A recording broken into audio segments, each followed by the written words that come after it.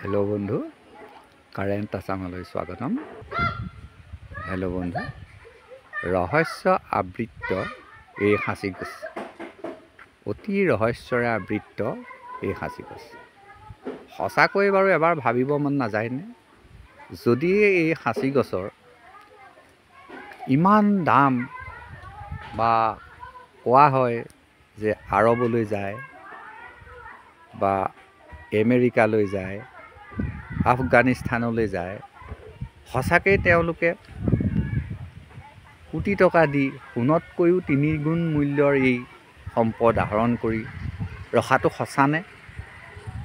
যদি সঁচাই সাঁচিগছে ইমানখিনি উপকাৰ সাধন কৰিব পাৰে যে 1 তোলা সাঁচিগছ যদি ঘৰখনত থাকে তেতিয়া মাৰি মৰকৰ পৰা ৰক্ষা পাব পাৰি, মন প্ৰশস্ত হৈ থাকে, অশান্তি দূৰ হয়, মন আনন্দময় হয়, স্মৃতি শক্তি বৃদ্ধি হয়, ইত্যাদি ইত্যাদি কৈ শেষ কৰিব নোৱাৰা কথা।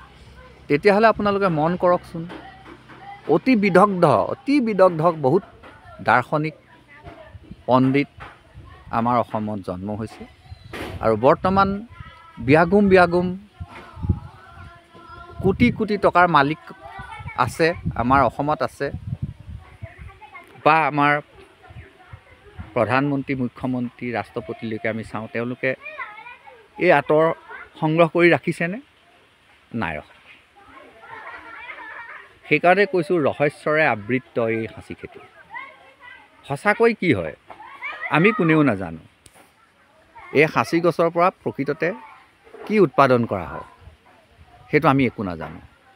কিন্তু এটা কথাই জানো যে সাঁচি গছবিলাক কাটি নি তাক কটা হয়, 15 দিন ইয়াৰ যিখিনি মাল বুলি কয়, 15 দিন কাঠখিনি গেলাই ৰখা হয়। 15 দিনৰ পিছত আপোনাৰ ডেগত দিয়া হয়, ডেগত 15 দিন আপোনাৰ সিজাই থকা হয়, সিজাই ইয়াৰ পৰা আঁতৰটো নিষ্কাশন কৰা হয় আৰু ক্লাছিফিকেশ্যন কৰি বিভিন্ন ৰেটত আৰৱলৈ ৰপ্তানি কৰা হয়। আমি সিমানেই জানো।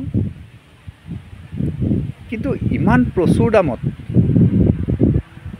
এই আঁতৰখিনি বিক্ৰী হয়, সেই আঁতৰখিনি সঁচাকৈ গাত ঘঁহিয়ে শেষ কৰেনে বা জ্বলাই দিয়েনে? নহয়। ইয়াৰ ওপৰত অসমতেই গৱেষণা চলিব, অসমতেই ইণ্ডাষ্ট্ৰী, ঔষধ ইণ্ডাষ্ট্ৰী যেতিয়া ঔষধ প্ৰস্তুত কৰিবৰ কাৰণে যেতিয়া ভাৰতত বা অসমত শক্তিশালী উদ্যোগ গঢ়ি উঠিব, তেতিয়া কিন্তু ইয়াৰ আচল ৰূপটো ওলাই পৰিব। মানে এনে এটা বেমাৰ নাই যিটো বেমাৰৰ ঔষধত সাঁচি গছ ব্যৱহাৰ নহয়। এনে এটা বেমাৰ নাই যিটো বেমাৰৰ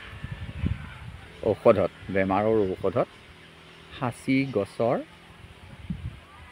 যিটো আঁতৰ সেইটো ব্যৱহাৰ নোহোৱাকৈ থাকে। সেই কথাখিনি আমাৰ পৰা একেবাৰে গুপুতে ৰখা হৈছে আৰু আমাৰ ইয়াত কোনো ব্যৱহাৰো কৰিব পৰা কোনো ইণ্ডাষ্ট্ৰী গঢ়ি উঠা নাই। হেল্ল' বন্ধু, আমি সিমান দলৈ যাব কোনো প্ৰয়োজনেই নাই।